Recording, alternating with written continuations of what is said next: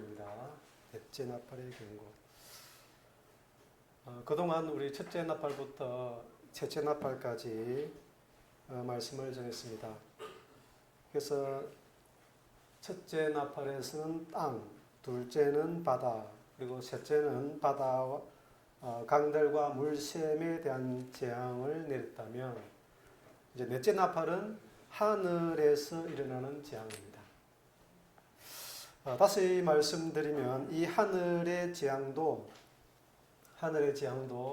저 우주에서 일어나는 것이 아니라고 그랬죠. 선지자들이 기록한 성경을 통해서 성경을 보면 이것은 예수 그리스도의 증거입니다. 그래서 이것은 우리가 예수 그리스도의 증거로 깨달아야 된다는 것입니다.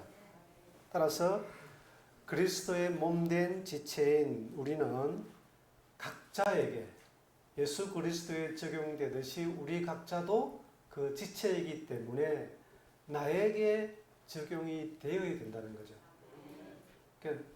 그래서 나와 상관이 없다면, 이 성경과 나와 상관이 없다면 나는 성경 밖의 사람이 밖에 될 수가 없는 거예요. 그렇잖아요. 나와 성경과 상관이 없는 내가 어떻게 성경 안에 있겠습니까?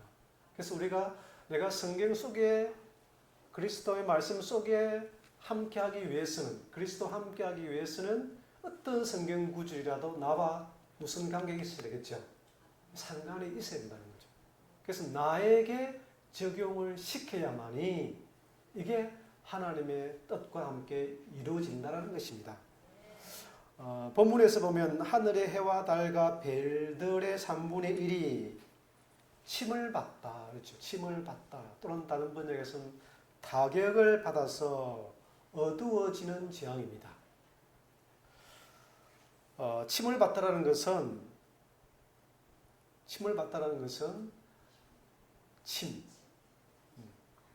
타격을 받다라는 뜻이에요. 타격. 힘을 가해서 때리다는 뜻이에요. 마치 하나님께서 어떤 사람을 때려서 타격을 입히는 그런 표현이라는 것입니다. 하나님이 누군가를 때렸는데 혹시 여러분 맞아본 적 있어요? 하나님으로부터? 그 대상이 누구냐면 해달별이라는 것입니다. 하나님이 때렸는데 누가 맞았다는 거예요? 해달별이 맞았다는 거예요. 이해가 되십니까?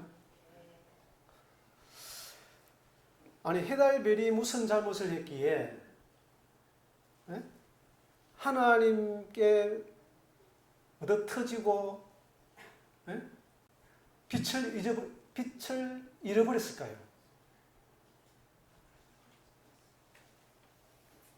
이해가 되십니까? 그래도? 하늘에 있는 해달별들이 무슨 잘못을 저질렀기에 하나님으로부터 얻어맞았다는 거죠. 그러니까 저 하늘을 바라보면 도무지 이해가 됩니까? 안 됩니까? 안 되죠. 세상 살면서 그런 일이 없었는데 이것은 계기일식도 아니고 계기월식도 아닙니다. 뿐만 아니라 별들의 3분의 1도 타격을 받았어요. 하늘의 별이 얼마나 많습니까?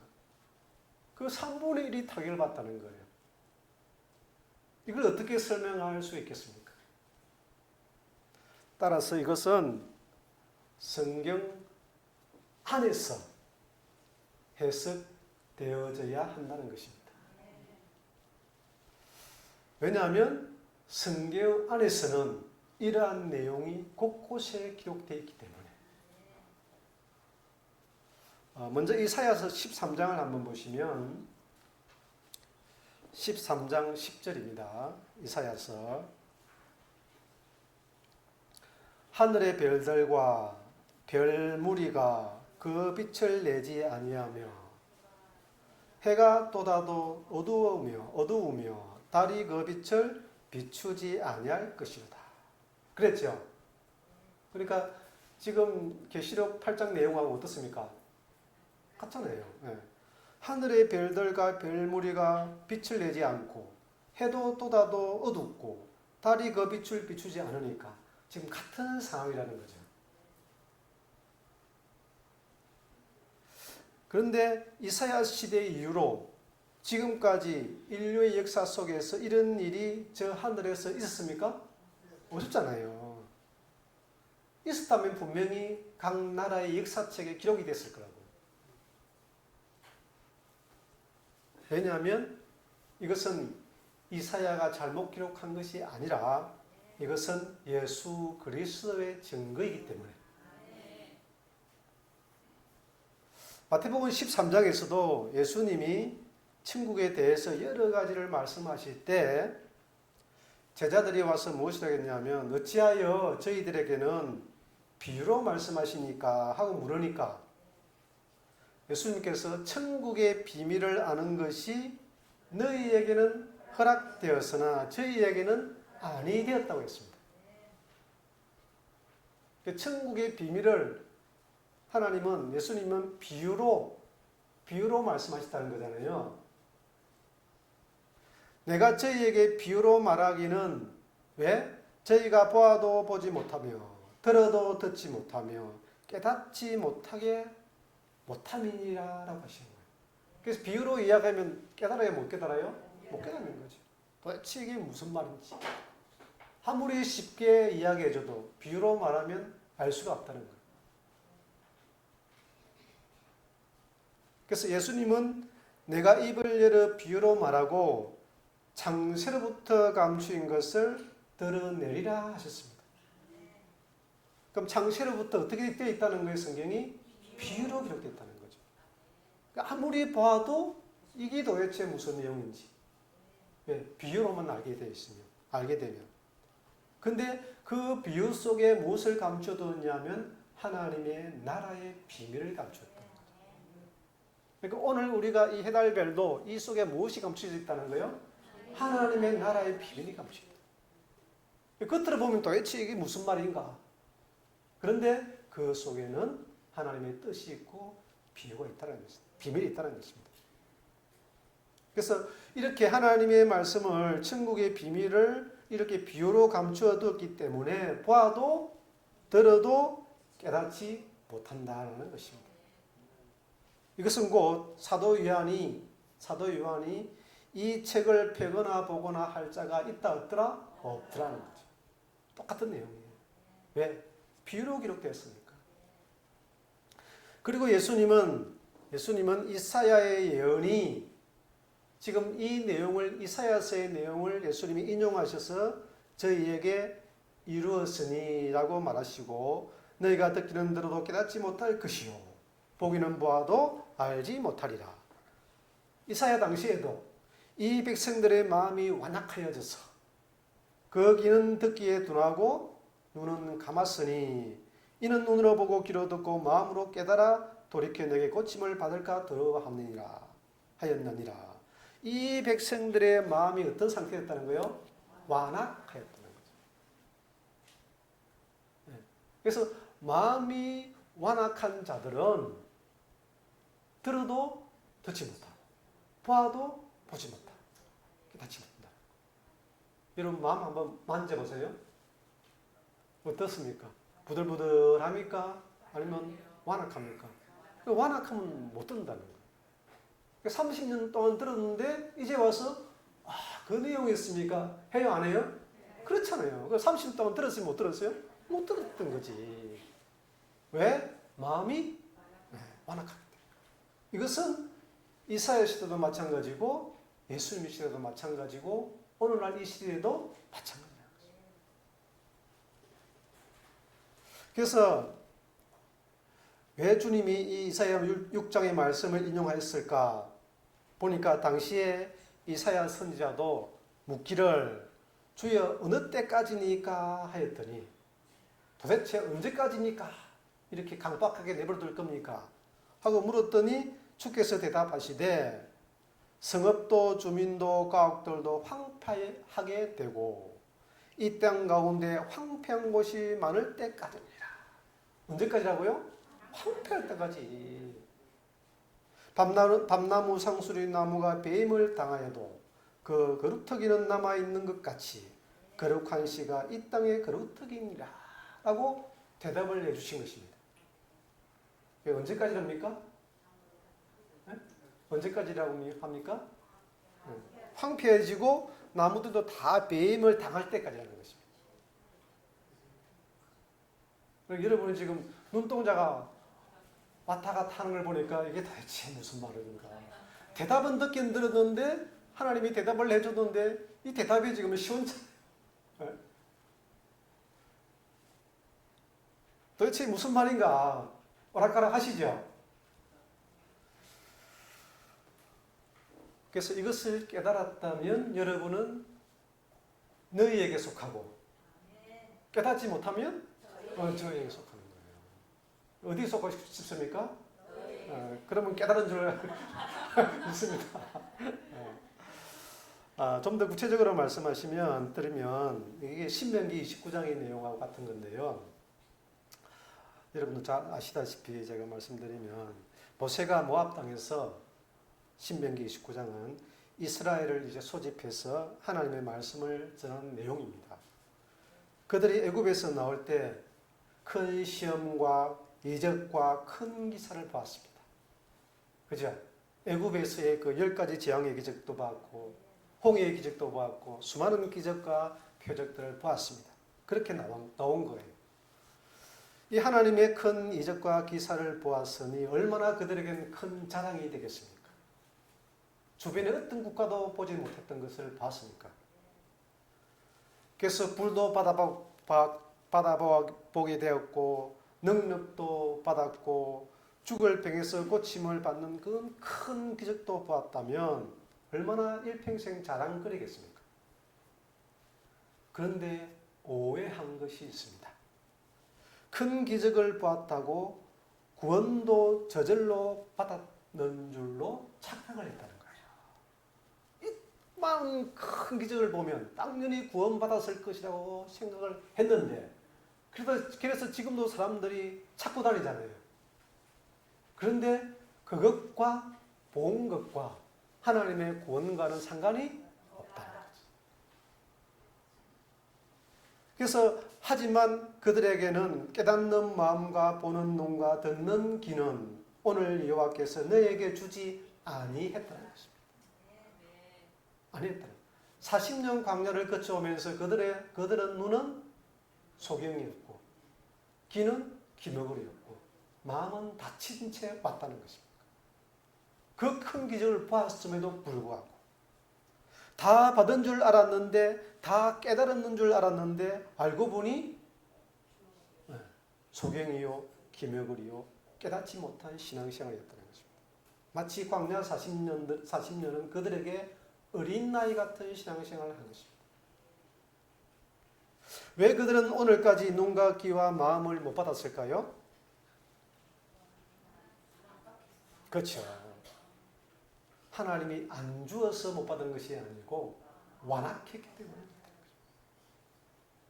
모세 시대나 이사야 시대나 예수님 시대나 오늘날 시대나 어느 시대나 동일하게 큰 기적과 이적을 보았다 할지라도 눈과 귀와 마음은 저절로 열리거나 깨닫는 것이 아니다라는 것이죠. 그러면 어떻게 하면 받을 수 있나요? 회개하여. 어떻게 해요? 회개하여 제사함을 받고 성령으로 거듭난 자에게는 저절로 열릴 줄 믿습니다. 그들은 목이 곧고 마음이 강박하고 완악하여 원망과 불평을 하는 자는 하나님의 큰 기적을 보았다 할지라도 아무리 오랫동안 훌륭한 업적을 남기며 신앙생활을 했다고 할지라도 저절로 열리지는 않는다는 것입니다. 회개를 하지 않으면 회개를 하지 않으면 이것은 절대로 불가하다는 것입니다. 받고 싶어서 받는 것이 아니라는 것입니다. 받을 수가 없다는 것입니다. 그래서 하나님은 그들의 땅을 어떻게 만들겠다는 거예요? 황폐하게 만들다. 참고 참다가 도저히 더 이상 참을 수가 없으니 하나님의 그들의 마음을 무슨 땅이라고요? 마음의 땅을 황폐하게 만들겠다는 것입니다. 우리의 마음을 어떻게 만들겠다고요? 회개치 않으면 어떻게 만들겠다는 거예요? 황폐하게 만들어버리겠다는 것입니다. 밤나무, 상수리 나무까지 다 배임을 당하기까지 다 황폐하여져서 싹 다 베어버리고 그 그루터기에서 나온 새싹이 바로 거룩한 씨라는 것입니다. 예수님은 씨 뿌리는 비유를 들으라 하시고 좋은 땅에 뿌려졌다는 것은 말씀을 듣고 깨닫는 자니 결실하게 되느니라 했죠. 주님은 지금 어떤 땅을 기다리고 있습니까? 좋은 땅입니다. 좋은 땅입니다. 마음이 좋은 땅이 되어야 깨닫게 되고 결실을 하게 된다는 것입니다. 어떻게 하면 좋은 땅이 될 수 있습니까? 너희는 묵은 땅을 어떻게 하고? 그렇죠. 갈고 마음의 가죽을 어떻게 하고? 베고 회개하여 돌아와서 여호와께 쏙하는 것입니다. 그러면 그루터기에서 새싹이 올라오게 되니 거룩한 씨, 거룩한 사람이 될 줄로 믿습니다. 그러므로 좋은 땅은 황폐한 땅을 갈아엎어야 되는 거예요. 갈아엎지 않으면 좋은 땅이 될 수가 없습니다. 회개하여 성령을 선물로 받은 이 거듭난 마음에 바로 새 땅을 말하는 것입니다. 좋은 것을 구하라고 하셨죠. 네? 좋은 것이 무엇이라고요? 성령이라 했지 않습니까? 성령을 달래고 보챈다고 주십니까? 아니잖아요. 회개하면 성령을 선물로 주시려 했지 않습니까? 이렇게 성령이 임한 땅이라야 무슨 땅이 되는 거예요? 좋은 땅이 되는 것입니다. 그러면 성령이 임한 땅은 보지 못한 것을 보게 되고 듣지 못한 것을 듣게 되고 깨닫지 못한 것을 깨닫게 되니 몇 배의 열매를 맺습니까? 그렇죠. 100배, 60배, 최소한 30배는 먹는다는 거죠. 그러니까 하나님의 친백성이 되는 줄로 믿습니다. 자, 그래서 다시 이사야 13장 10절로 다시 돌아가서 하늘의 별들과 해와 달이 빛을 비추지 않는다는 것은 저 하늘의 해달 별이 어두워진다는 것이 아니라 하나님이 말씀하시고자 하시는 뜻이 있고 이 속에 비밀이 있다는 것이죠. 이 구절을 제가 AI에게 한번 물어봤어요. AI는 뭐라고 대답할까? 요즘 AI가 유행이라서 이 성경을 과연 AI는 어떻게 취합을 해가지고 결론을 내리나 하고 살펴봤더니 이것은 상징적인 묘사다. 이렇게 해답을 주는 거예요. 실제로 저 하늘에 있는 해달별을 가리키는 것이 아니고 저거를 비유해서 상징적인 묘사를 했다. 똑똑합니까? 안 똑똑합니까? 여러분 이제 잘못 말하면 AI한테 다 들통이 나게 됐어요. 정확하게 알아서 말씀해 줘야 돼요.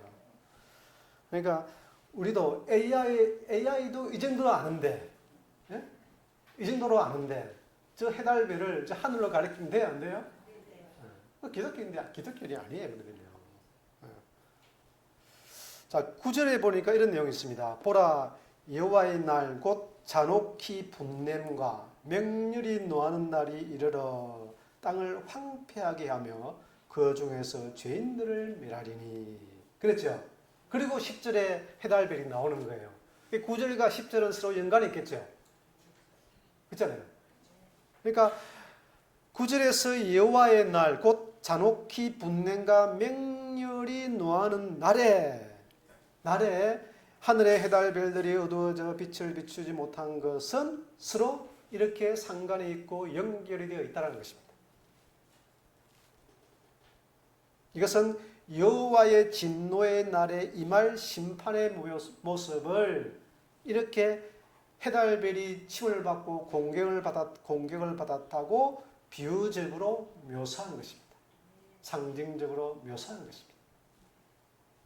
이 황폐한 땅은 지구의 땅이 아니라 누구의 땅이에요? 네, 죄인의 땅이라는 거지. 죄인들의 마음의 땅이라는 거지. 그렇게 황폐한 땅이 되어버린 것입니다. 그러니까 7절에 보면 이들의 모든 손이 힘이 풀리고 하나님이 진노하실 때 어떻게 했어요? 손에 힘이 풀리고 각 사람의 마음이 녹을 것이다. 힘이 풀리고 녹을 때가 여러분 언제예요? 하나님의 진노 때죠. 아이고 이러면 죽겠다. 죽겠구나 하면 뭐가 풀려요? 다 풀리잖아요.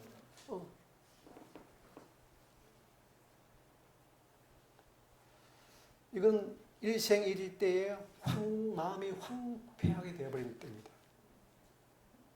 그동안 자신이 의지했던 모든 것들이 다 물거품이 된다고 생각해 보세요. 요즘같이 장마철에 비가 저렇게 많이 와가지고 집도 떠내려가 버리고 모든 것들이 다 없어져 버렸어요. 그 마음이 어떻겠습니까? 그렇죠. 아무런 소망도 없어지고 앞길은 막막하고 조금도 빛이 없는 흑암으로 가득 찬 상태가 되어버릴 것입니다. 이것이 하나님의 진노라면 그 원인이 무엇일까요? 왜 이렇게 되었을까? 11절에 보니까 그 내용이 있어요. 내가 세상의 악과 악인의 죄를 벌하며 교만한 자의 오만을 끊으며 강포한 자의 거만을 낮출 것이며 13절에는 그러므로 나 만군의 여호와가 분하여 명렬히 노하는 날에 하늘을 진동시키며 땅을 흔들어 그 자리에서 떠나게 하리라. 이것이 그 원인이었다는 것입니다. 여호와께서 세상의 악과 악인의 죄와 교만한 자, 오만한 자, 거만한 자를 낮추기 위해서 하나님이 이렇게 하셨다는 거죠. 진노를 하신다는 거예요. 이는 여호와의 분노의 날이요 명렬히 노하는 날입니다. 여호와의 분노의 날은 죄인의 교만을, 거만을, 오만을 어떻게 한다고요? 낮추기 위해서 하신 거예요. 이때 이렇게 할 때 해달별이 무엇을 잃고 빛을 잃고 비추지를 못하고 하늘을 진동시키고 땅을 흔들어 그 자리에서 떠나게 하시겠다는 비유적인 표현을 하신 것입니다. 어디서? 사람의 죄인의 마음에서. 저 하늘을 비유해서 우리 믿는 자들의 마음을 하나님 이렇게 진동시키겠다는. 왜? 도무지 회개해서 하나님께 쏙하려고 하지 않으니까. 그래서 모든 것을 포기할 수밖에 없는 상태까지, 황폐한 상태까지 놓이게 하신 거예요. 이것이 하나님의 우리를 향한 큰 그림, 경륜, 구속사라는 거예요. 그죠? 우리는 당장 어떤 일이 닥치면 그것만 해결하려고 발버둥 치지만 하나님은 우리를 구원하기 위한 큰 그림을 그려놓고 있다는 것이죠. 네, 하나님께서 여호와께서 광야 40년을 걷게 하신 것을 기억하셨죠? 기억하라는 거예요. 이는 너를 어떻게 하시며? 낮추시며. 광야 40년을 왜 그렇습니까? 낮추기 위해서. 죽이려고요? 낮추시기 위해서. 시험하사 네 마음이 어떠한지 그 명령을 지키는지 아니 지키는지 알려 하십니다. 왜 낮추게 하십니까? 그 명령을 지키는지 아니 지키는지 그걸 보시겠다는 것입니다. 십자가 길은 가장 낮은 길입니다. 낮은 자만 갈 수 있는 길입니다. 그래서 광야 40년은 어디를 가기 위해서요? 그렇죠. 십자가를 가기 위해서. 십자가를 가야 약속의 땅을 들어갈 거 아니에요.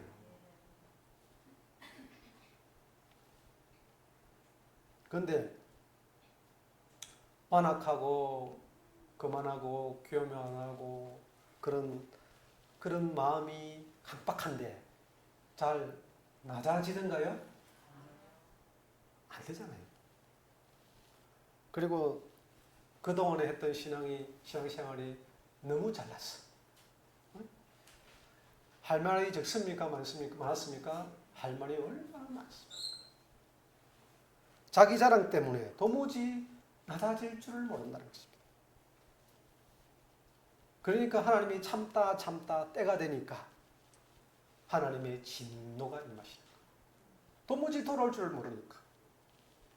그래서 그동안 자기가 의지했던 자기 왕, 자기 하나님, 그렇게 자랑했던 자기 왕, 자기 하나님을 하나님이 어떻게 하신다고 이제? 치시는 거예요. 심을 받아. 그게 누구예요? 헤달벨이지. 자기의 헤달벨. 그렇게 빛나던 그 헤달벨이 심을 받으니까 빛을 어떻게 이제? 빛을 잃어버리고 어둠으로 바뀐다는 거죠. 그러니 마음이 녹을 수밖에. 하늘의 헤달벨이 안 보이는데 캄캄한데 마음이 어떻겠어요 이제? 번뇌하고 녹을 수밖에 없는 거. 그렇게 하나님은 치시고 때리시는 이유는 왜 치시고 왜 때리시겠습니까? 완전하게 하기 위해서 그런 거죠. 회개하여 돌아오면 완전하게 하기 위해서. 사실 이 이사야서 13장 내용은 바벨론에 대한 경고입니다. 그럼 우리가 상관이 없습니까? 그렇잖아요. 계시록에 나오는 계시의 처소가 어딘데? 이곳이 어딘데? 그렇지, 자기 안에 다 있는데. 영적 바벨론. 표면적으로는 바벨론이지만 실상은 죄인들, 교만하고 거만하고 오만한 자들, 완관자들에 대한 경고라는 것입니다. 이 내용은 또한 에스겔서 32장에 보면 동일한 내용이 있는데 에스겔서 32장 7절 제가 읽어드리겠습니다. 내가 너를 불 끄듯 할 때에 하늘을 가려 별을 어둡게 하며 나오죠. 그리고 해를 구름으로 가리며 달이 빛을 내지 못하게 할 것이며 하늘의 모든 밝은 빛을 내가 네 위에서 어둡게 하여 어둠을 내 땅에 베풀리로다. 주 여호와의 말씀이니라.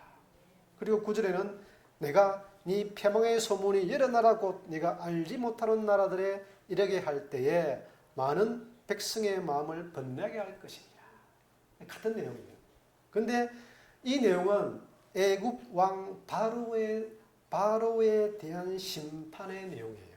앞전에는 바벨론 왕에 대한 심판의 내용이었다면 지금 이 내용은 애굽 왕 바로에 대한 내용이에요. 같은 내용이잖아요. 그죠? 우리가 상관이 있어요? 없어요? 다 상관이 있다는 거지. 다 하나님의 진노 안에, 심판 안에는 무엇을 지금 설명하고 있습니까? 헤달벨이 빛을 잃고 똑같은 내용을 하고 있다는 것입니다. 이런 내용이 또 요엘서에 보면 또 있는데 요엘서 3장 14절에 제가 읽어드리겠습니다. 사람이 많으며 심판의 골짜기에 사람이 많으며 얼마나 많은지 심판의 골짜기에 여호와의 날이 가까움이라. 지금 뭘 하겠다는 거예요? 하나님이 심판하죠. 해와 달이 캄캄하며 별들이 그 빛을 거두도다. 같은 내용이죠. 여호와께서 시온에서 부르짖고 예루살렘에서 목소리를 내시리니 하늘과 땅이 진동하리로다. 그러나 여호와께서 그의 백성의 피난처 이스라엘의 자손의 산성이 되시려다. 이것은 이제 사면의 모든 민족들을 심판하시는 내용이에요. 그러므로 하나님의 심판과 헤달벨들의 빛을 잃는 것은 서로 뭐가 되어 있다는 거예요? 연관이 되어 있다는 거지. 그래서 이게 비유적인 표현이에요. 그 심판이 바벨론이 되었던 애굽이 되었던 모든 백성이 되었던 어느 시대나 동일하게 적용이 되고 있다는 것입니다. 하나님은 이 헤달벨을 섬기라고 했습니까? 섬기지 말라고 했습니까? 네. 신명기 4장 19절에 보면 내가 하늘을 향하여 눈을 들어 해달 별들 하늘 위의 모든 천체 곧 너희 하나님 여호와께서 천하 만민을 위하여 배정하신 것을 보고 미혹하여 그것에 경배하며 섬기지 말라라고 했습니다. 이렇게 해달 별들을 섬기지 말라고 했는데, 그런데 섬겨야 안 섬겨야 사람들이 섬기고 있다는 거죠. 이방인들은 물론이고 이스라엘도 유일하신 참 하나님을 섬기지 않고 누구를? 하늘의 1월 성신을 섬겼다는 것입니다. 열왕기하 17장 16절에 보니까 그들의 하나님 여호와의 모든 명령을 버리고 자기들을 위하여 두 송아지 형상을 만들고 아세라 목상을 만들고 하늘의 1월 성신을 경배하며 또 바알을 섬기고, 누구를 섬겼어요? 바알 섬기고 하늘의 1월 성신을 섬겼다는 것입니다. 그러므로 북이스라엘과 남유다 전체가 이방신을 섬기며 하늘의 1월 성신을 숭배함으로 하나님이 심히 진노하사 남은 자가 없었더라 라고 했습니다.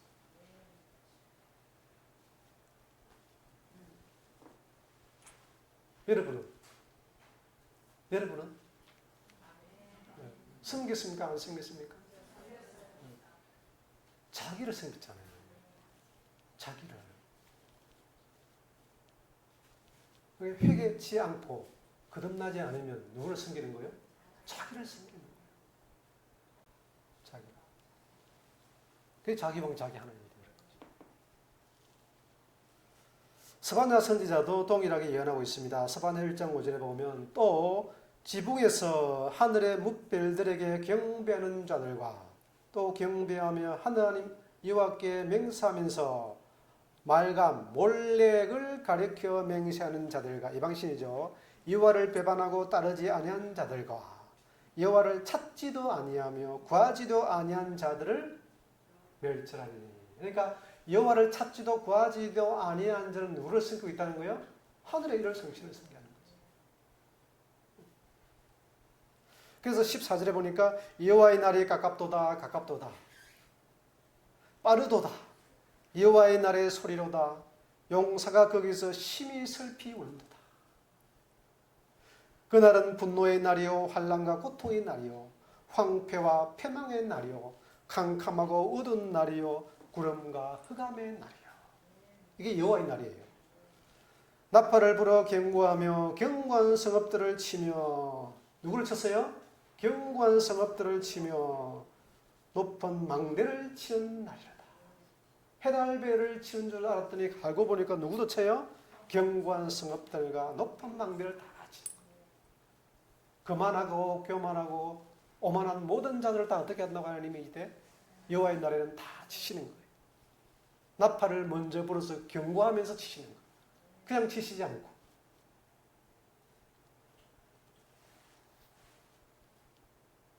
그리고 내가 사람들에게 고난을 내려 맹인같이 행하게 하리니 소행같이 행하게 하리니 이는 그들이 나 여호와께 범죄하였습니다. 또 그들의 피는 쏟아져서 티끌같이 되며 그들의 살은 분토같이 될지라. 그들의 은과 금이 여호와의 분노의 날에 능히 건지지 못할 것이며 이 온 땅이 여호와의 질투의 불에 삼켜지니 이는 여호와가 이 땅 모든 주민을 멸절하되 놀랍게 멸절할 것입니다. 이것이 여호와의 날이에요. 분노의 날입니다. 이방인뿐만 아니라 온 이스라엘도 하늘의 이 1월 성신을 경배함으로 하나님의 분노의 날이 이르게 되었고 나팔을 불어 경고하며 높은 망대를 치고 이 땅 모든 주민을 멸절하리라 라고 하신 것입니다. 여러분, 하나님이 그냥 치시지 않고 무엇을 분다고 했습니까? 나팔을 분다. 지금은 뭘 하는 거예요 지금? 제가 지금 뭘 불고 있어요? 하나님 말씀에 나팔을 부는 거예요. 왜? 돌아오라고. 지금 뭐가 임박하니까? 하나님의 심판이 분노가 임박하니까 돌아오라고 외치는 거예요.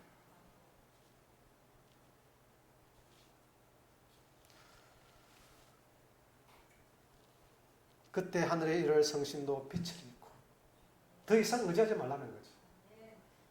하나님이 빛인데 왜 해달별을 의지하냐는 거예요.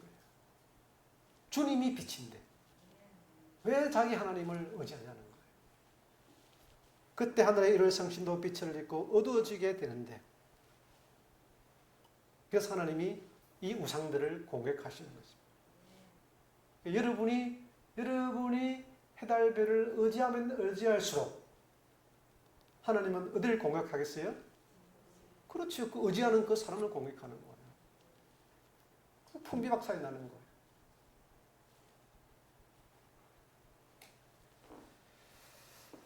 이 1월 성신이 그들의 주가 되고 그들의 신이 되어서 경배하고 섬기면서 여호와는 찾아요, 안 찾아요? 안 찾는다는 것이죠. 구하지도 아니한다는 것입니다. 그러니 하나님이 그 신들을 가만 내버려 두겠습니까? 그러니까 치시는 거예요. 침을 받고 공격을 받을 수밖에 없다는 거죠. 더 이상 빛을 비추지 못하게 하나님이 공격해버린다는 것입니다. 공격하면 누가 아픕니까? 신이 아픕니까? 내가 아픕니까? 그렇지, 내가 아프죠. 내 마음이 녹아지는 것이고 번뇌하게 되고 번주하게 되고 혼란을 겪는다는 거예요.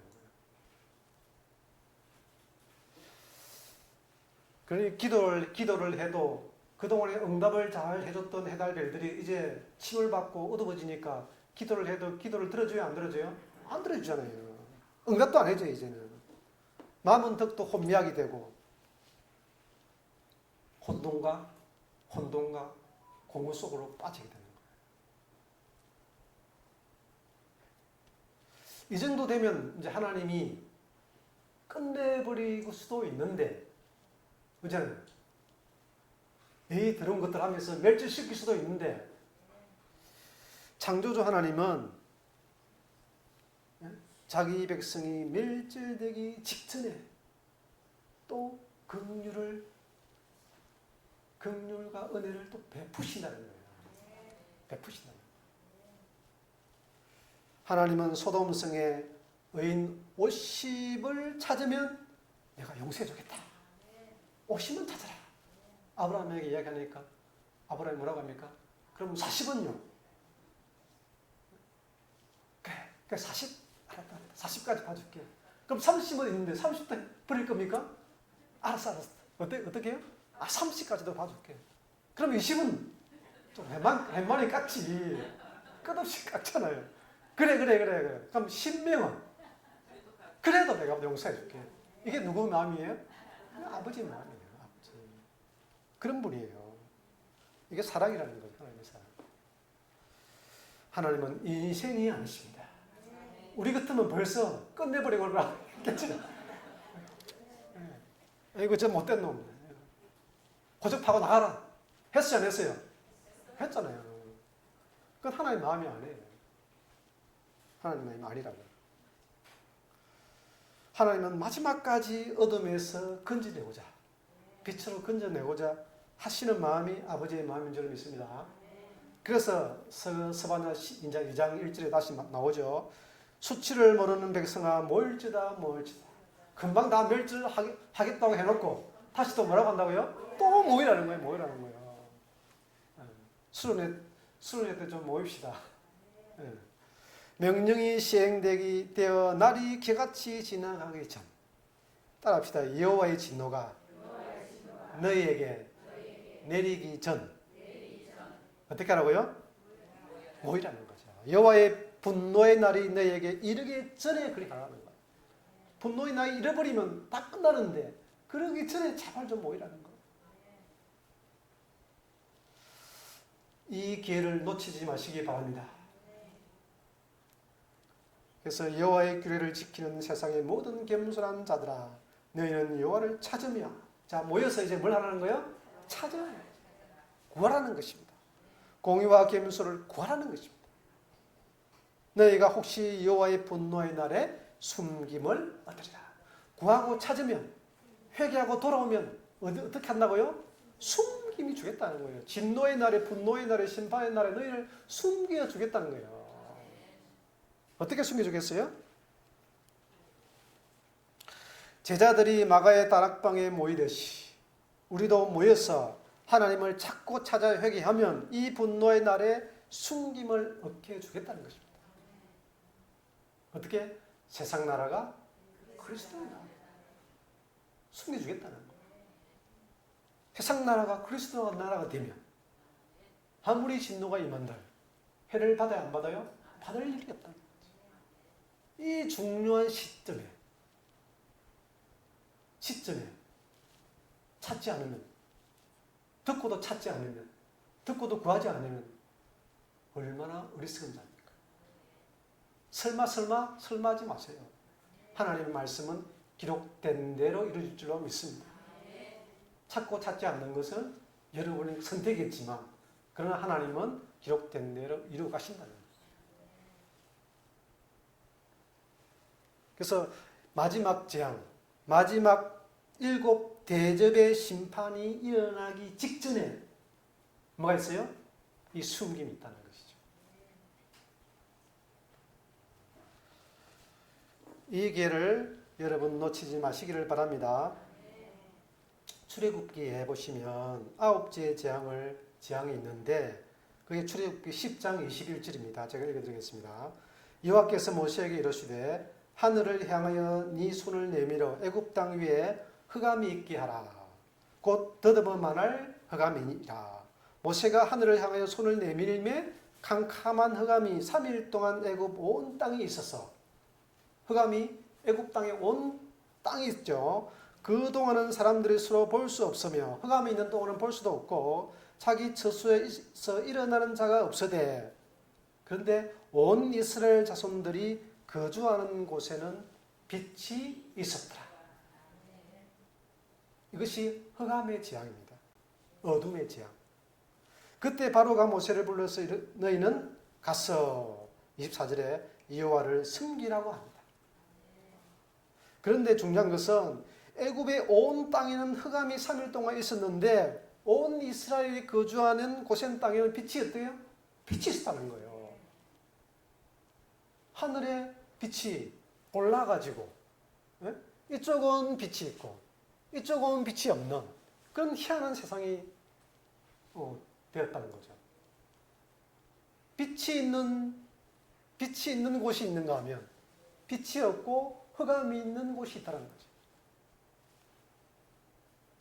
어떻게 같은 하늘 아래서 온 애굽은 흑암의 재앙이 내렸는데 온 이스라엘은 빛이 조금도 없는 해를 조금도 받지 않냐는 그대로 있었다는 것입니다. 해를 받지 않는. 이것은 무엇을 의미하고 있을까요? 이 빛과 어둠은 처음부터 하나님이 나누시고 하나님이 보시기에 좋았더라. 토부예요. 그러니까 하나님은 지금 어떻게 하는 것을 좋아하시는 거예요? 빛과 어둠을 나누시는 것을 원하시는 거예요. 출애굽 때 하나님은 애굽과 이스라엘을 어둠과 빛으로 나누신 것이죠. 물론 당시에는 애굽과 이스라엘은 두 민족이죠. 두 국가잖아요. 이 두 민족을 어둠과 빛으로 구분을 했지만 이것은 표면적인 사건이고 이것을 오늘날 우리가 받아들일 때는 바울이 뭐라고 했습니까? 표면적 이스라엘이 있는가 하면 이면적 이스라엘이 있잖아요. 이렇게 구분한 것 같이 오늘날 우리에게도 그리스도 안에서 첫 사람이 있는가 하면 둘째 사람이 있잖아요. 구분되듯이 빛의 자녀가 있으면 어둠의 자녀가 있다는 것이죠. 그래서 에베소서 5장 8절에 보면 너희가 전에는 어둠이더니 전에는 무엇이었다고요? 어둠이더니 이제는 빛의 자녀들처럼 행하라. 그러니까 누구 안에서 갈라지는 거예요? 내 안에서. 애굽과 이스라엘이 어디서 갈라진다고요? 내 안에서 적용하라고 했지 않습니까? 전에는 어둠이었더니 이제는 뭐가 됐다는 거예요? 빛의 자녀가 됐다는 거죠. 그래서 어둠이더니 전에는 어둠이더니 흑암이죠. 흑암. 애굽이 있다는 거죠. 그게 첫사람이라는 거예요. 첫사람. 그런데 이제는 뭐다고? 빛이 되는 거죠. 그래서 어둠에 있던 우리가 빛으로 나오게 됐다는 것이죠. 바울은 이것을 자신의 경험을 비춰서 다메섹에서 회개하기 이전의 모습은 어둠이었더니 회개하고 나니까 빛이 되는 거예요. 그렇게 나오게 됐다는 것입니다. 어둠의 자녀는 어떤 자녀입니까? 음행과 온갖 더러운 것과 탐욕과 어리석은 말이나 희롱의 말을 하며 열매 없는 자녀입니다. 그런데 빛의 자녀는 모든 착함과 의로움과 진실함과 모든 일에 감사의 말을 하며 책망을 받아도 열매 있는 빛으로 드러난 자입니다. 구분돼야 안 돼요. 그래서 여러분은 어디에 속한 것 같습니까? 절반쯤 맞습니까? 보세요. 요한일서 2장 9절에 빛 가운데 있다 하면서 그 형제를 미워하는 자는 지금까지 어둠에 있는 자야. 말로는 저 빛 가운데 있습니다. 예수를 잘 믿습니다. 한다고 할지라도 그 형제를 여전히 미워하고 있다 하면 어디 있다는 거예요? 성경이 증거해 주잖아요. 어둠이라고. 애굽이라고. 그의 형제를 사랑하는 자는 어디 있다? 빛 가운데 거하여 자기 속에 끓임이 없느니라. 그러니까 여러분들이 누구든지 상관없어요. 뭐 여기 형제도 마찬가지고 바깥에 있는 형제도 마찬가지고 정치인들도 마찬가지고 다 뭐예요? 보고 여러분 누구든지 인간 그러면 인간 그러면 뭐가 있다는 거예요? 그만큼 어둠이 있는 거예요. 어둠이. 빛 가운데 있는 게 아니라.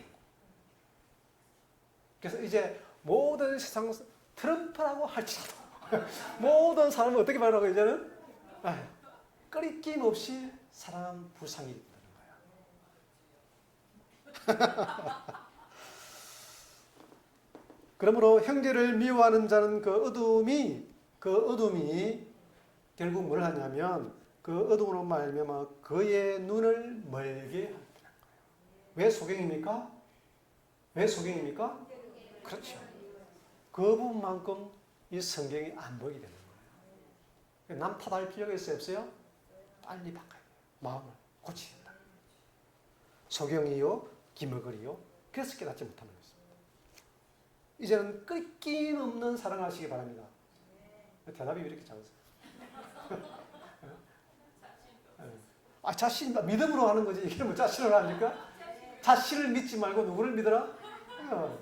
말씀을 믿고 가는 거예요.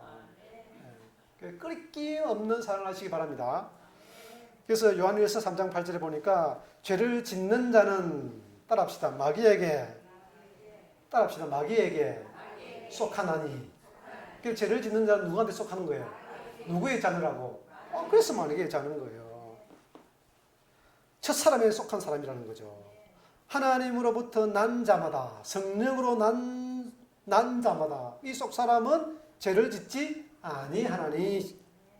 이러므로 하나님의 자녀들과 마귀의 자녀들이 드러나리라. 이것이 하나님이 보시기에 좋았다. 자기 속에서 어떻게 드러나야 돼요? 안 드러나야 돼요? 분명하게 드러나야 돼요. 어둠의 자녀와 빛의 자녀가 분명하게 드러나야 돼요. 마귀의 자녀와 하나님의 자녀가 속에서 드러나야 한다. 언제 드러납니까? 성령으로 나게 되면. 무엇으로 나게 되면? 회개하여 거듭나게 되면. 드러나게 되는 거예요. 그 전에는 혼합이 돼가지고 드러나요? 안 드러나요? 안 드러나는 거지. 어떨 때는 좀 잘 믿는 것 같다가 또 돌았으면 또 막 뒤집어지고 분별이 안 되잖아요. 구별이 안 되잖아요. 그런 하나님이 보시기에 안 좋더라는 거지. 아직 창세기가 열리지 않는 거예요. 창세기가 열리려면 혼돈과 공허에서부터 시작되는 거예요. 그렇죠? 그래서 여러분 어떻습니까? 지금 혼돈과 공허가 왔습니까? 그러면 이제 뭐가 시작되는 거예요? 이제 창세기 1장 2절이 시작되는 거예요. 할렐루야. 그렇게 오는 거예요. 그렇게 구속의 역사가 그렇게 일어나는 것입니다.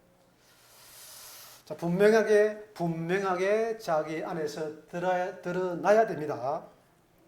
형제를 미워하고 끄리낌이 있는지를 잘 보시고 잘 살피셔서 어쩌든지 드러내야 됩니다.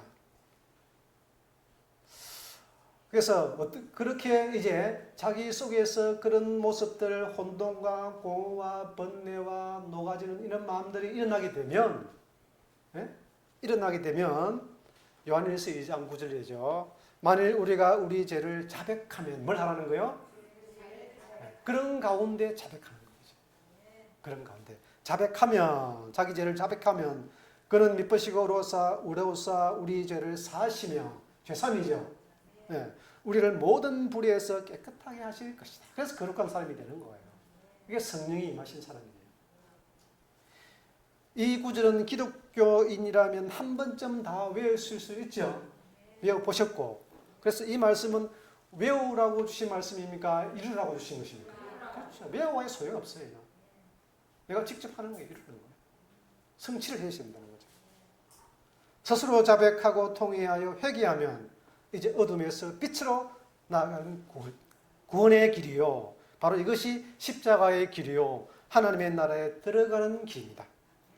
지금 7나팔의 경고는 우리에게 마지막 이러한 기회를 주시는 하나님의 책망과 진노입니다. 끝으로 마태복음 24장을 말씀을 보시고 마치겠습니다.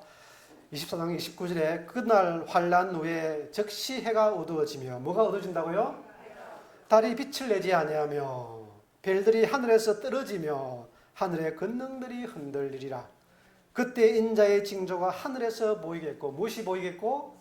인자의 징조가 보이겠고, 그때 땅의 모든 족속들이 통곡하며 그들이 인자가 구름을 타고 능력과 큰 영광으로 오는 것을 보리라. 그가 큰 나팔 소리와 함께, 무엇과 함께? 나팔 소리와 함께 천사들을 보내리니 그들이 그의 택하신 자들을 하늘 이 끝에서 저 끝까지 사방에서 모으리라.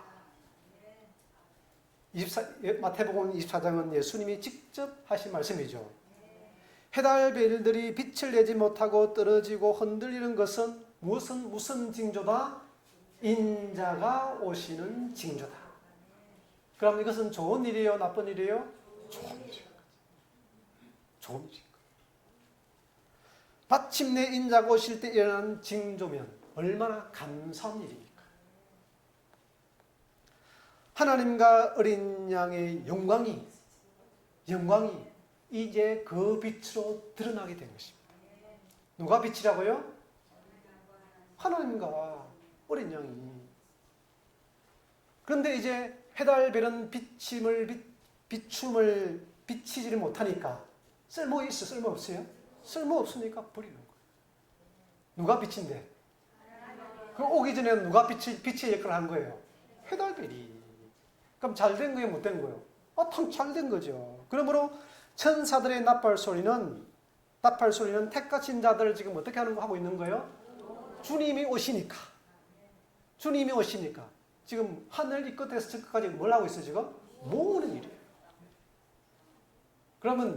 그러면 이 나팔의 경고가 재앙이에요? 아니면 구원이에요?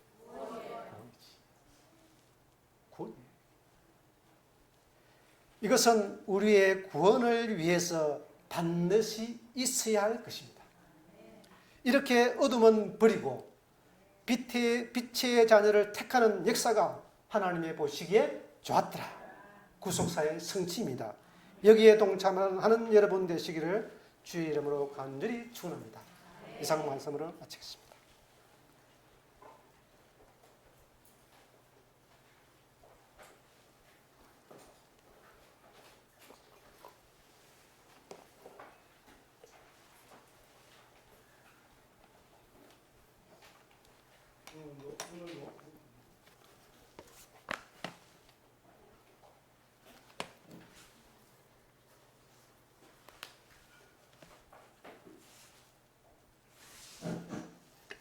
오늘도 설교 말씀으로 많은 은혜 하시는 줄 믿습니다. 본문 시간 갖도록 하겠습니다. 찬송가 250장입니다.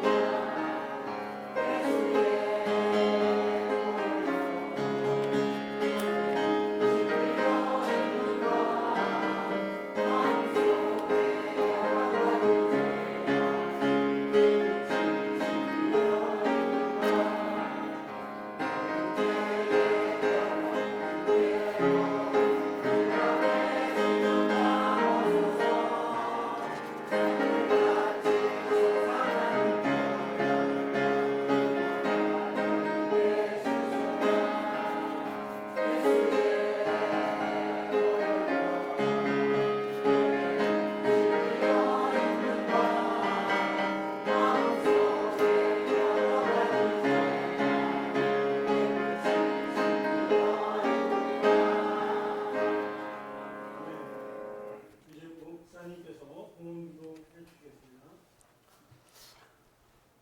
하나님의 긍휼로 말미암아 멸절당할 수밖에 없는 인생을 무엇이 가운데 이렇게 사랑하셔서 마지막까지 보호하시고 깨닫게 하시고 드러나게 하사 악을 어둠은 버리고 빛으로 나타나게 하시며 감사를 드립니다.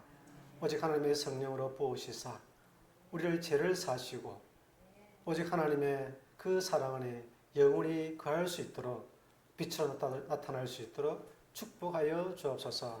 감사하며 하나님께 예물을 각종 예물을 올렸습니다. 주일 현금과 10의 1조와 중식비를 올렸습니다. 예전도의 회비와 기도의 회비를 올리고 선교비와 구제비를 올렸습니다. 또한 차량 응원과 건축 응원과 주님 앞에 범사 감사 예물도 올렸습니다. 900번째 1천 예물도 올렸습니다. 하나님께서 이 모든 예물을 허락하여 주옵시고 이들의 손길을 하나님께서 보하여 주옵시고 마지막 숨김에까지 이룰 수 있도록 축복하여 주옵소서. 쓰이는 곳곳마다 하나님의 백성들을 찾게 하시고 인도하게 하사 하나님의 놀라운 구원에 동참할 수만 있도록 역사하여 주옵소서. 감사하고 예수님 이름으로 기도드리옵나이다. 아멘. 교회 소식 알려드리도록 하겠습니다. 교회는 이 땅에 임한 하나님의 나라입니다. 그러므로 먼저 하나님 나라와 의를 위하여 기도해 주시기를 바랍니다. 두 번째, 이 나라와 민족과 지도자를 위하여 기도해 주시기를 바랍니다. 세 번째, 어린 영혼과 주일학교를 위하여 기도 부탁드립니다. 네 번째, 금년도 표범은 시온산 어린 양이 어디로 인도하든지 따라가게 합니다. 다섯 번째, 하늘님 기도방에 기도 제목들이 있습니다. 같은 마음으로 마음을 나누시길 바랍니다. 응답으로 더욱더 한시체임을 기억하시고 하나님 나라를 이루어 가시기를 바랍니다. 여섯 번째, 교회 기도처와 시원 공동체를 위하여